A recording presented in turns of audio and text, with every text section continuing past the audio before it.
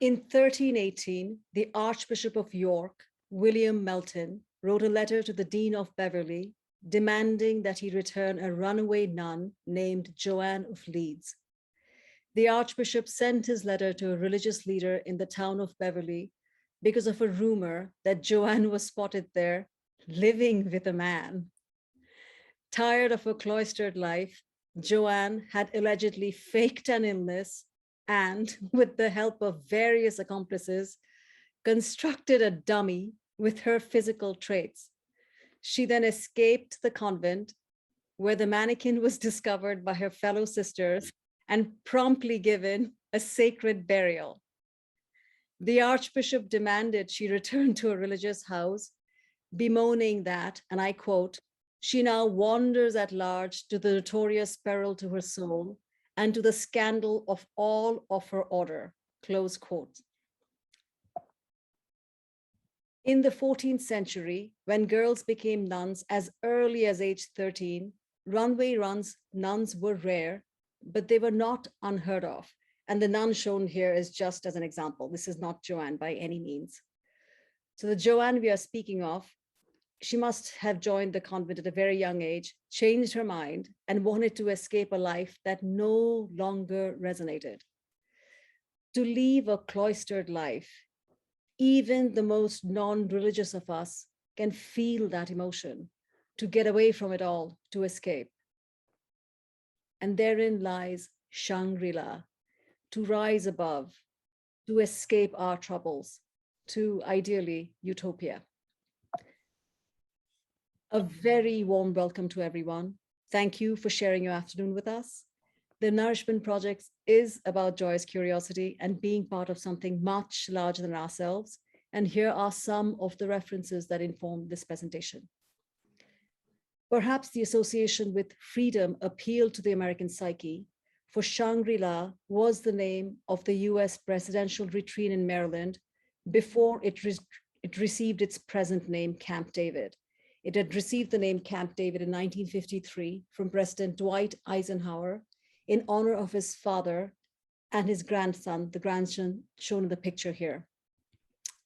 So the original name Shangri-La was attributed to the best-selling novel, Lost Horizon. It was a fantastical story about 4 Westerners kidnapped for an airstrip in India, only to crash land in Tibet. There, they found shelter at the mysterious monastery of Shangri-La. So that name, Shangri-La, often conjures images of utopia, paradise on earth. And it's a very popular choice for many hotels around the world.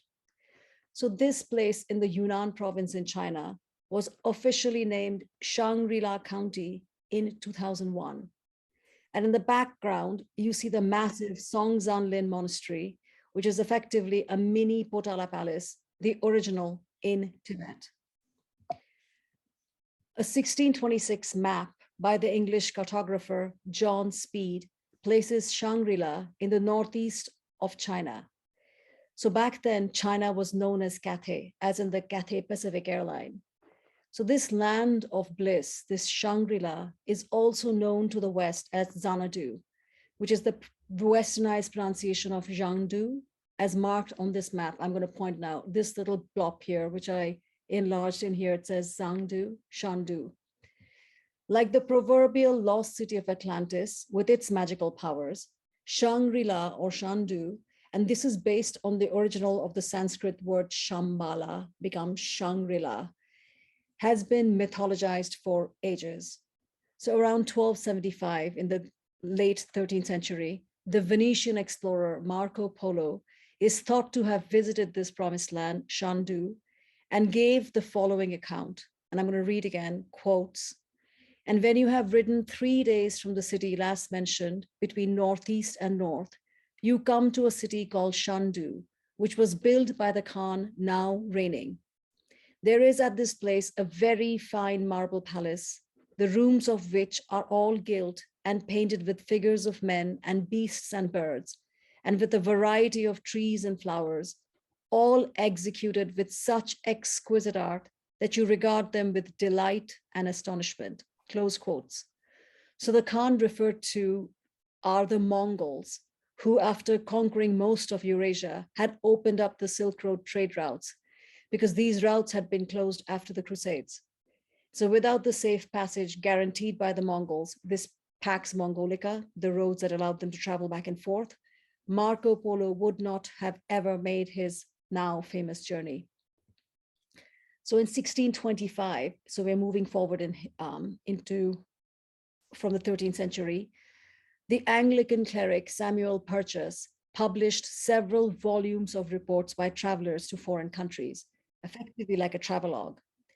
The 11th version of his magnum opus, Purchas His Pilgrims, included a detailed description of Shandu attributed to Marco Polo and was dated in 1320. The book stated, and I quote, "In Shandu did Kublai Khan build a stately palace encompassing 16 miles of plain ground with a wall, wherein are fertile meadows, pleasant springs, delightful streams, etc. This walled garden concept is the original definition of paradise, etymologically from the word pairidaisa, which means a walled enclosure, within which are all things wonderful, effectively implying everything outside is barbaric." And so I love discovering heritage, and which is our threads of inheritance that we get from centuries. Since 1797, the English poet Samuel Taylor Coleridge was reading about Shandu in that book by Purchas, the book Purchas His Pilgrims. So back then, opium was prescribed as a medicine, which Mr. Coleridge was taking. He had fallen asleep and had an opium-inspired dream. This is getting better and better, isn't it? So that dream caused him to begin the poem known as Kubla Khan, and his images of Shandu became one of the best known poems in the English language. It opens almost verbatim with Samuel Purchas's writing. "In Xanadu did Kubla Khan a stately pleasure dome decree, where Alf, the sacred river, ran through caverns measureless to man, down to a sunless sea." So it's one of those required memorized poems of my childhood. And it's indeed a vision in a dream, an opium vision that really lends poetic language to religious ecstasy, because as you read further, it gets more and more religious in a unique sort of sense. So it's effectively a transcendence to paradise.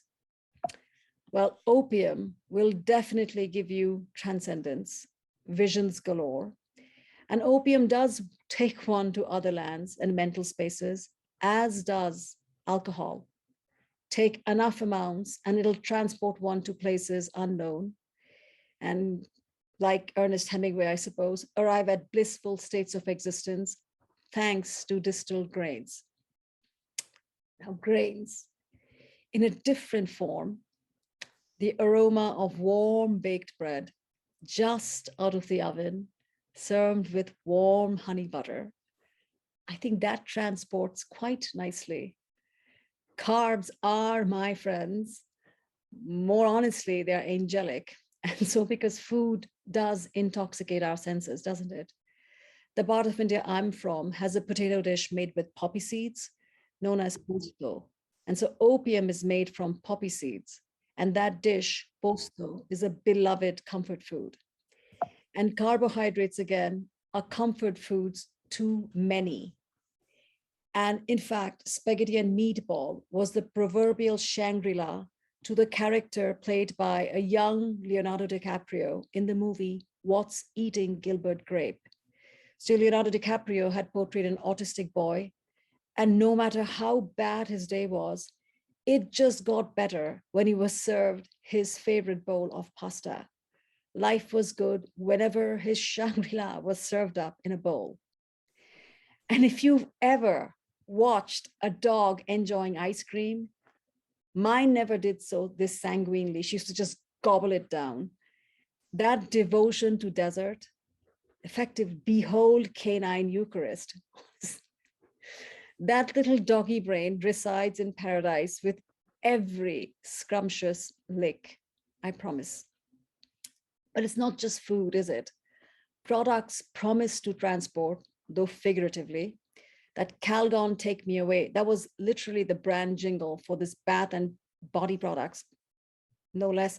I laughed and thought, I guess they're alluding to baptism because cleanliness is next to godliness. A more literal take me away is traveling, vacations. Vacations are there to take us away to heavenly places, places that are nothing like our ordinary lives. So, for example, Sri Lanka, the sound of water lapping at your feet, the rustling of breeze in that alley of palms soaring above you, and the warmth of the sun, or even better, the pearly radiance of moonlight enveloping you in pleasure. There's an utopia. The sun-dappled streets of Lisbon and the rhythmic cadence of the trams as it ambles up these cobbled pathways. Every moment in that pastel paradise is nostalgia. The azure Amalfi coast of Italy. What is it that they say? As above, so below, because it's quite heavenly everywhere.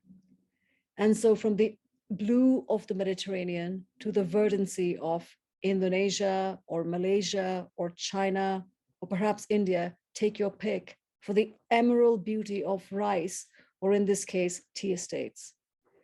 And speaking of verdant, just west, about 300 plus miles, nautical miles away from Senegal, the jewel island of Cape Verde.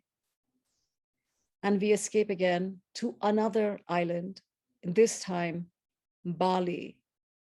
This little dot available for rent, the entire island, abode with servants at your beck and call, with their legendary Balinese hospitality, paradise on earth, Shangri-La indeed.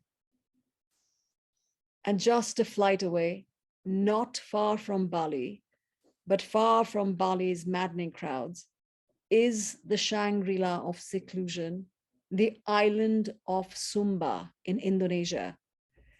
Pictures of ecology and sustainability swirl in mind for an escape like this. Another great escape, literally, movies. To be transported for 2-3 hours at a very reasonable price of entry. And this was a great theatrical escape about a jailbreak. And this movie is a classic, Steve McQueen. A more recent classic, an escape into literature and movies, because it was made into a movie, for millions of children and their parents. Imagine waiting for years as each of the sequels arrived. The devotions of the fan of J.K. Rowling were reverential.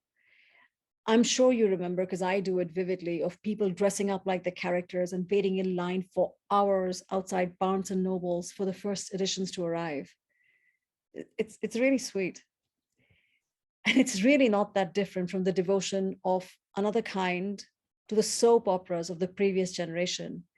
Dynasty shown here. There was also a series called Dallas. I chose Dynasty because my mother loved, probably still loves, John Forsythe.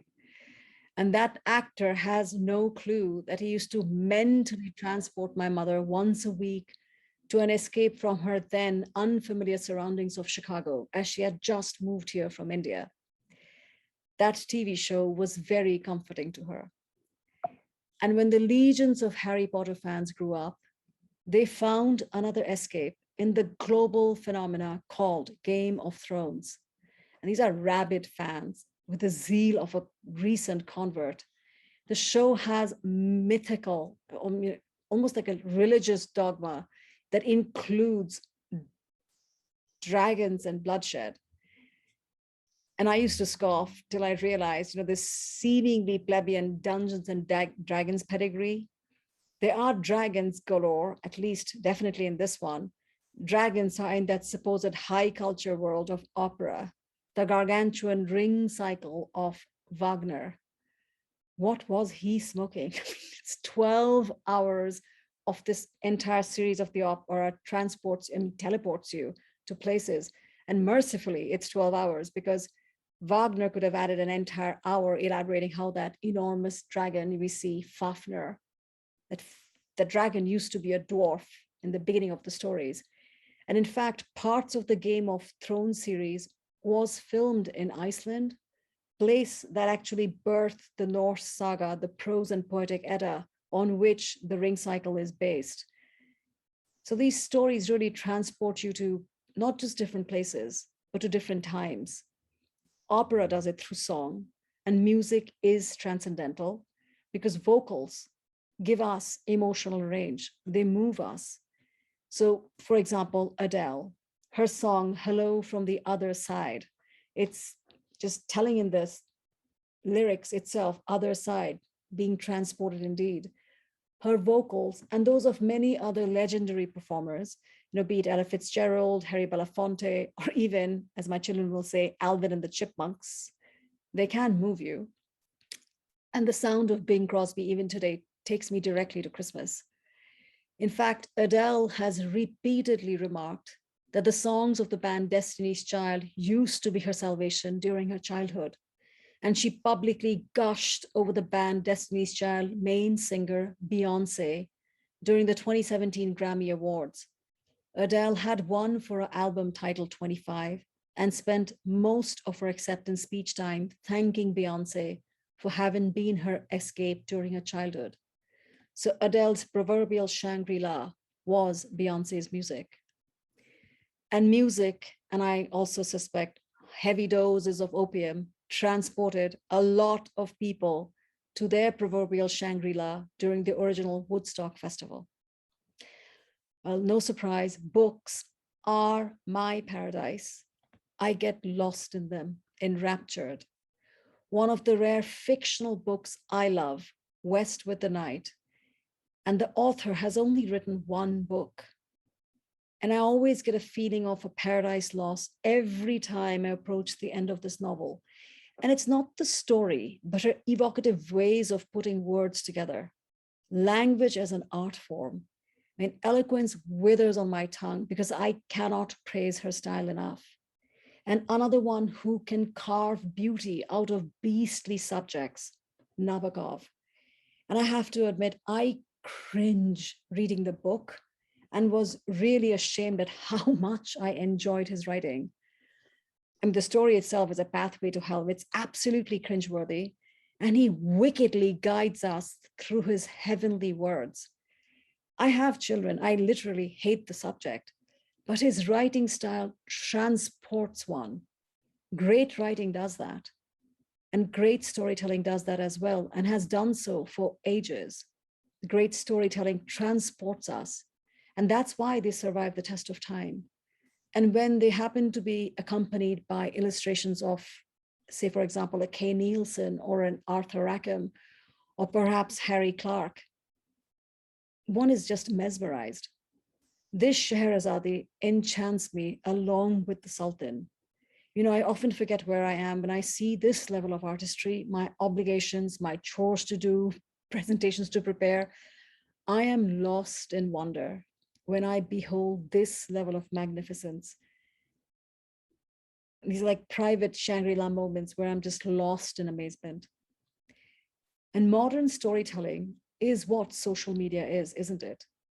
Many of us spend hours on Facebook threads, on Instagram profiles, hours gone in what seems minutes. And effectively digital storytelling, isn't it? In video format on TikTok or however you want to, whatever, what does it say? Choose your poison. And like many, many stories, most are fake and yet lure us with the Pied Piper appeal. And the digital world depends on computers. So this page is about those like Steve Jobs who found his passion, just devoting all their time lost in their work, lost for hours in creation, in their vision. To be passionately devoted to work is a transformative experience and a respite from the daily drudgery of some happens to be their homes, because it becomes a sanctuary to come home and just simply exhale. Dream homes And sometimes, like this one, it opens up to dreamy vistas, vineyards in this case. And this has been true through the ages, through cultures. For example, this is a painting of a high-ranking Japanese administrator, akin to a financial minister now. His name was Tanuma Okitsugu. You see him sitting facing his domain, phenomenally wealthy. His dream house was beneath an aquarium. So one looked up at the ceiling to see fishes gliding by. So Japanese subtlety, fish swimming above to signal that you have entered a dragon's lair. In Japanese culture and Chinese as well, dragons are considered powerful, great luck, and they live under the sea. That's exactly why his house was beneath an aquarium, to signal thereby the symbolic most powerful of the dragon was he, Tanuma Okitsugu, the homeowner. Walk into his Shangri-La, his utopia, his home. It's amazing what we escape into, isn't it? And one of the most, I don't know, hypnotic escapes, the euphoric feeling of love. Whether you're enchanted or lovelorn, one loses all sense of reality. One inhabits moony lands. Your heart simply unfurls and you lose all footings. It's a heavenly feeling, even when one pines. That reverie of love, those moments, Shangri-La.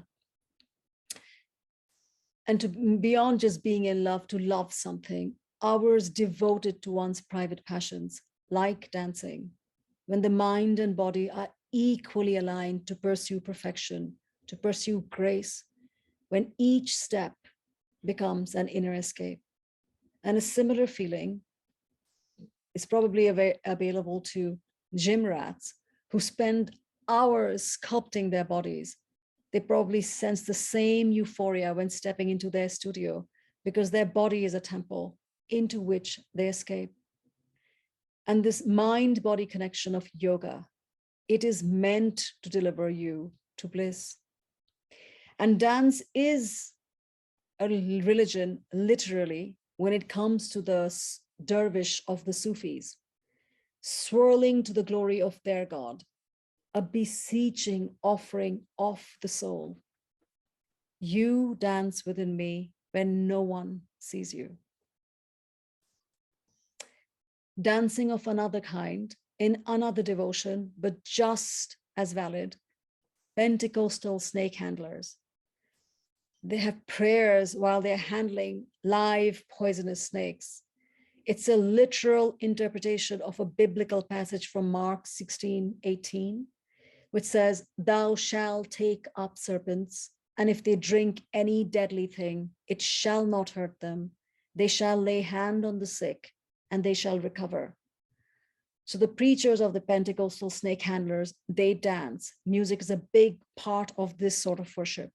And they praise God while swinging live snakes through the air. And the religious fervor transports the practitioners to their paradise. And another undeniable Shangri-La, wealth, that which lubricates all those previous modes of transportation to paradise, books, homes, traveling, all of it, wealth undergirds all of that. And that's been true throughout the ages, through all cultures. And so is that it? Is this the Shangri-La, the substantive transformation to another realm that is worthy of your curiosity? No, I don't think so, not quite. The Shangri-La of our interest is hidden actually in plain sight. Much more than an escape through wealth, this is an escape of a different kind, a release from our mortal coils. So using high-tech, heavy industry machines, engineers can transform the carbon from human ashes into diamond gems that are physically and chemically identical to natural diamonds. So the geological process that otherwise takes hundreds of millions of years can now be managed in weeks. So an undying love embodied as the De Beers signal or slogan, diamonds are forever, so that your love lives forever, even when they're not physically present. And a Swiss firm, Algordanza, and they're not the only ones though, they will transform cremation ashes into a diamond. So you literally make your loved ones into a gem. And to be crystal clear, these diamonds aren't just similar to a natural diamond. They are identical down to the atomic level. The gem that emerges can be kept in its rough state or can be polished by Algordanza specialists. But those of you who attend the Nourishment Project know full well, it's not the diamond, but the death that I'm alluding to. Because the leading cause of death is birth. So why be afraid of that escape? It's the most natural thing. And almost every religion pivots on this, on death, as does the financial worlds of insurance, healthcare, and many others. Each religion has its own unique offering of Shangri-La. Without this specter of death and its hereafter paradise, what could religion frighten or tempt us with? So let's start with Christianity. Pictured here, God in heaven with his son. So I was wondering, what is that heaven, that Shangri-La that awaits the pious Christian? And I want to thank our curriculum collaborator, Deering Library of the Northwestern University, for access to their rare books. This marvelous copper etching from William Blake is in their archives, and they're happy to share all this if you're ever interested. The picture on the right is the angel calling the soul. So I was curious, what is one version of this Christian heaven, the Christian Shangri-La? And Mark Twain, in his Letters from the Earth, paints quite a revelation with a special observer commenting on Christianity. I will read excerpts. So to start, in man's heaven, everybody sings. The man who could not sing on earth is able to do it here. This universal singing is not casual, not occasional, not relieved by intervals of quiet. It goes on all day long, every day, and everybody stays. Whereas in the earth, the place would be empty in 2 hours. Every person is playing on a harp, millions and millions, whereas not more than 20 in 1,000 of them could play an instrument in earth or ever wanted to. Consider the deafening hurricane of sound, millions and millions of harps and voices screaming, gritting their teeth at the same time. Consider further, it is a praise service. Do you ask who is willing to endure this strange compliment, this insane compliment, and who not only endures it, but likes it, enjoys it, and commands it? Hold your breath. It is God. It is man's God, this race's God, according to Mark Twain. He who sits on his throne and looks out over miles and miles of tempestuous worshippers and smiles and purrs and nods his satisfaction northward, eastward, and southward. This sincere adorer of intellect on earth has invented a heaven which pays no compliment to intellect. In man's heaven, there are no exercises for the intellect, nothing for it to live upon. It would rot there in that heaven in a year, rot and stink, and at that stage become holy. A blessed thing, for only the holy can stand the joys of that bedlam. That is Mark Twain's definition of the Christian heaven. I was weeping while I was reading it. The Muslim Shangri-La, their afterlife. The term Jannah in the Quran, which is the Islamic holy book, is in a sense an abode where believers are rewarded with an afterlife in the term of space or celestial sphere. They have 7 heavens in Islam. So the Islamic paradise is described as surrounded by 8 principal gates. The highest level is known as Firdaus, the Garden of Eden. And in the classical interpretation of the Quran, this paradise, this garden, is described with material delights, such as beautiful maidens for men and beautiful virgin men for women, along with precious stones, delicious food, and constantly flowing water, because water is especially appealing to the desert-dwelling Arabs from where Islam started. And so the Islamic texts describe life for its immortal inhabitants as one, they're happy, without hurt, without sorrow, without fear, without shame, where every wish is fulfilled. Their life in heaven, their Shangri-La, is one of bliss, including wearing sumptuous robes, bracelets, and perfumes, partaking in exquisite banquets, served in priceless vessels by immortal youths called huris, while one reclines on couches inlaid with gold or precious stones. Sounds like one dandy party. Compared to that, the Shangri-La of Hinduism, I'm not talking about the one in Judaism, because Judaism deals very practically with the here and now, a very faint touching of Eden later, but regularly they just didn't bother too much with the afterlife. It's very practical. So in Hinduism, there is a shape-shifting heaven that is dependent on your actions, and it's known as karma. If you are good, they are rewards. If you've been bad, they are retributions. The heaven and hell thereby is achieved through birth, reincarnation, like an everlasting Groundhog Day of a life, until you learn whatever lesson it is that you're supposed to be learning. And the real heaven, this moksha, for the Hindu, is to escape this cycle of birth and death. So Hindus get cremated. The ashes are poured back into the river. And to have one's ashes poured into the holy river Ganges, which is pronounced in Indian Ganga, in the city of Varanasi, which is also known as Benares, is considered a blessing, because the fires of Varanasi's burning ghats are the cremation ghats, are virtually eternal, because they have been running 24/7 every day. And these cremation grounds are rekindled from ember to ember across thousands of continuous years of cremation. And so to die and be cast into the Ganges at Varanasi apparently guarantees moksha. So it's a liberation from the veering cycle of earthly struggle, from repetition, reincarnation, from the miseries of death and rebirth.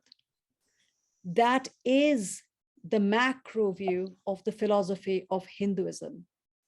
And mercifully, it allows for infinite interpretations, because the religion has been around for thousands of years and incorporated the beliefs of both conquerors and religious competitors.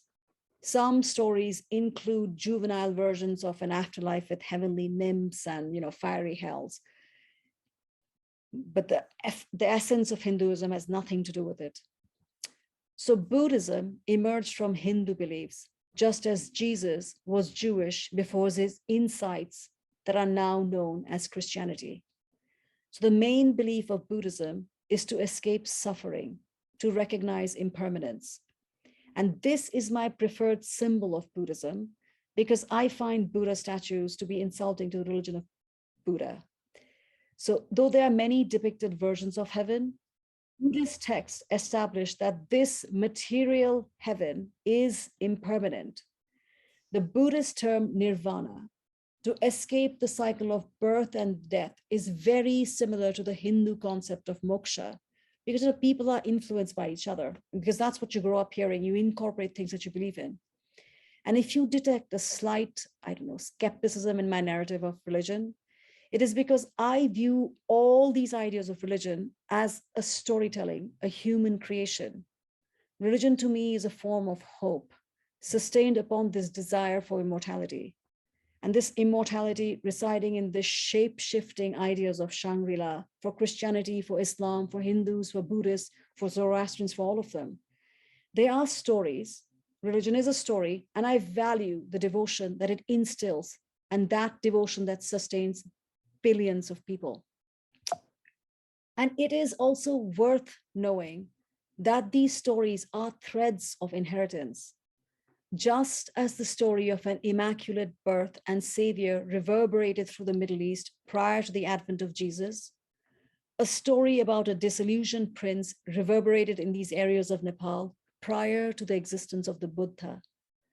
So the human, the very human Prince Siddhartha, who later became the Buddha, was born in Lumbini in southern Nepal around 600 BCE, before current era.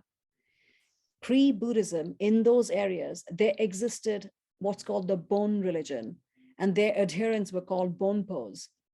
And so in central Nepal, in areas that are now known as Mustang, there are about 10,000 caves in the high mountains. Archaeological evidences indicate that they used to be burial chambers 3,000 years ago, and they became homes 1,000 years ago. And around 1400 CE, which is current era, they became places of meditation. So just imagine looking up at those caves at night, and those caves have multiple levels within, and the entire scene would have looked undoubtedly remarkable when the caves were lit at night, as shown here. Within one of these caves, one called Luri Gompa, and you can look up more details at the Brown University online archives. The link is given on the bottom. One sees the devotion with which these caves were consecrated. Buddhist scrolls have been found, and undoubtedly thousands more are awaiting discovery, since they've barely made a dent in the nearly 10,000 caves that exist. And in a cave nearby in the Himalayan Gilgit region, which is by Afghanistan, Pakistan, so these are all the Himalayan regions where the Silk Road routes traveled, they found a gold death mask, and it's pre-Buddhist, so thousands of years ago, before the Buddha arrived, because these beliefs of the gold mask funeral burial masks are because they thought that the body disintegrated, and at that time the soul was captured in masks of gold. Gold captured the soul. That was their belief, because Buddhists believe in a sky burial. Sky burials, like the Parsis, are what happens when the bodies are fed to the vultures. So Shangri-La, utopia, undergirds religion and is intimately married to death. This heavenly abode morphs depending on the cultural lineage one has. And do keep in mind, religion bestows power and competes for adherence. You want people to come to your religion because it makes you more powerful.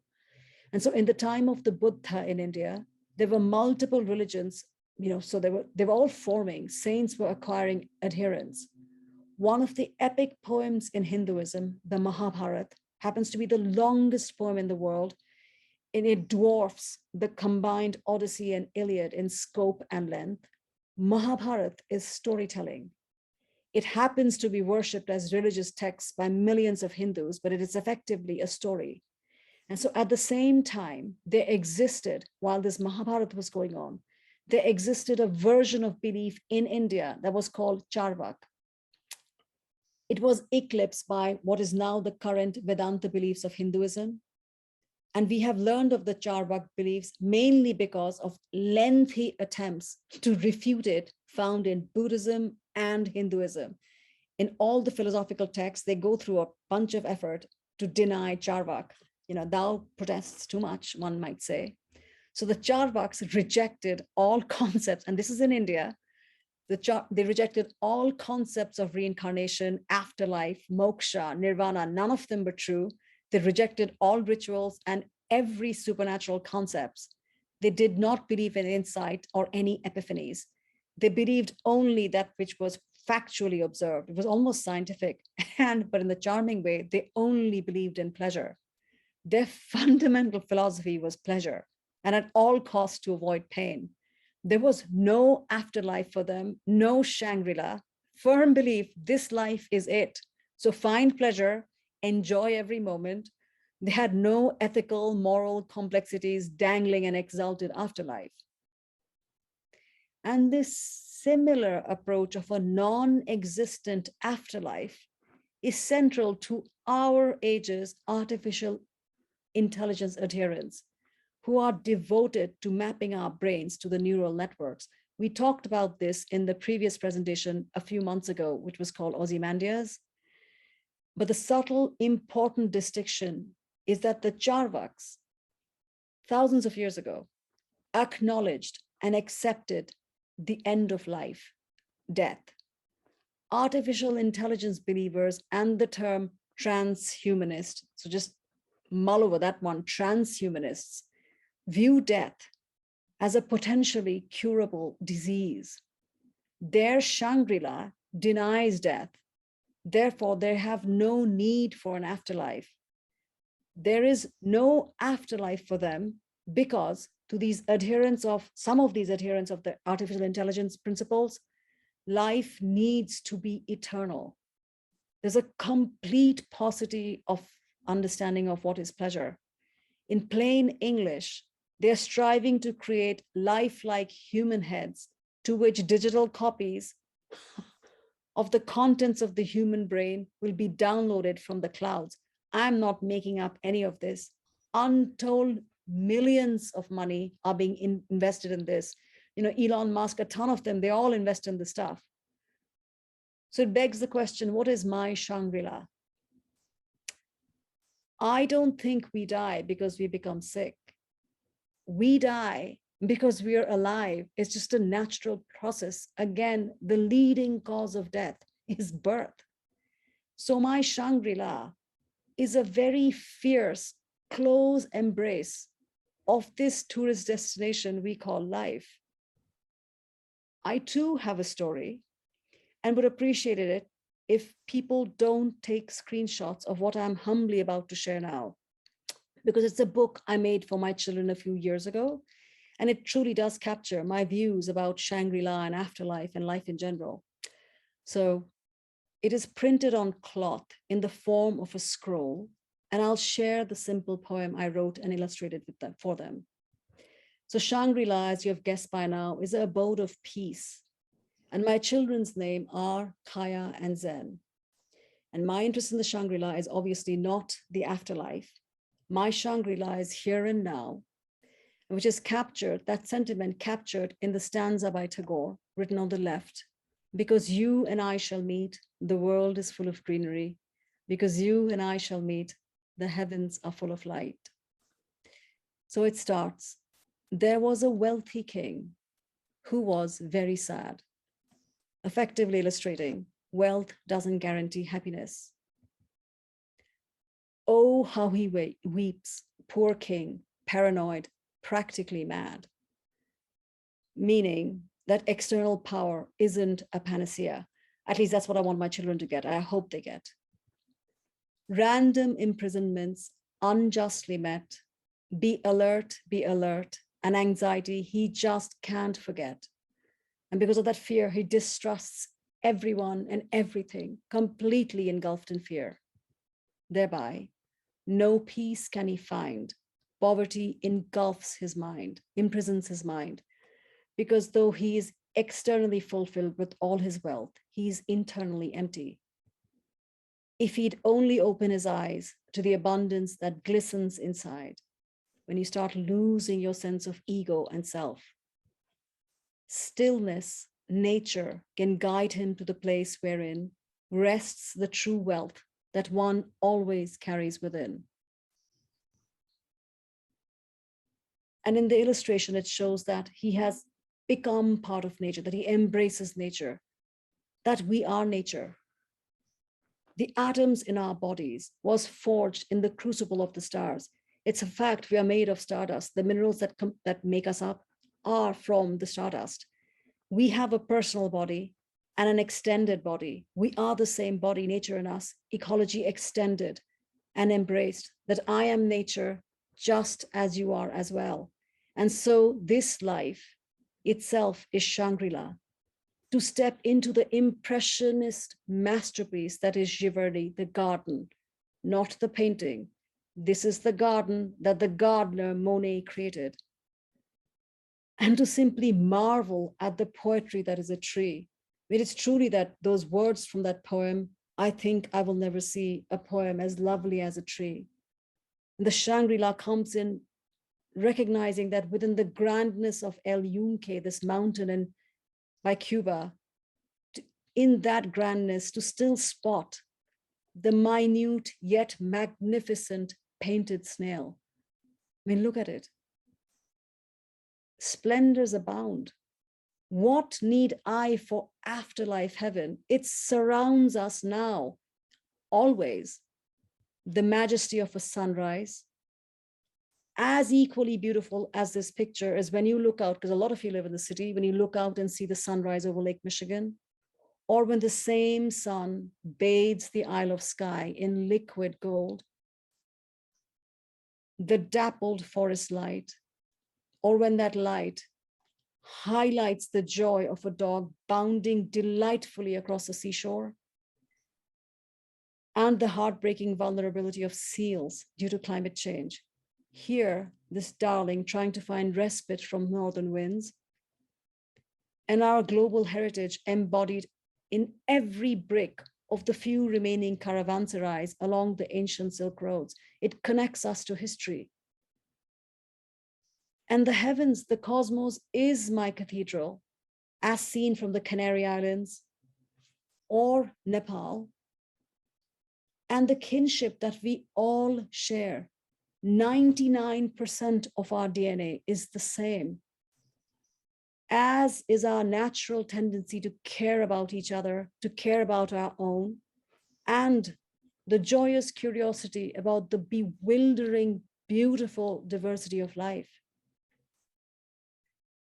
This heavenly feeling of safety and acceptance, to feel cared for by your own, I suppose the baby is being cared for by the parents, or if you're orphaned, to be cared for by others, and to know that one is never alone, there is always a connection, and that we are all individually never alone, and we are always a part of a larger caring community, this community, us peer-to-peer, who makes us feel welcomed and cherished, and to whom we extend the same sense of conviviality, to share joy and recognize the joys in others, in kidding around, and that in times of isolation, especially in times of isolation, to be able to connect through technology like we are doing right now. So there's no distance between us, we are connected. In these moments of camaraderie and goodwill and joy, each of these moments, heaven, heaven, and heaven to me, right here, right now, surrounding us, this sense of heaven, just awaiting recognition. And herein truly lies the Shangri-La that these Buddhist texts, that their Buddhist texts extol, the nirvana that they seek. Nirvana, ideally pronounced nibbona, meaning an extinguishment, to no longer exist. There is no hankering for an afterlife, for the glories of the current life overwhelms me with divinity. And so my Shangri-La isn't an escape from this life, it's an escape into life. It's not so much to exhale, but simply to breathe in this unfathomable beauty. And I wish you joy. Thank you so much for sharing your time. I hope you enjoyed the presentation. Oh, Soma, this And is so awesome. happy holidays.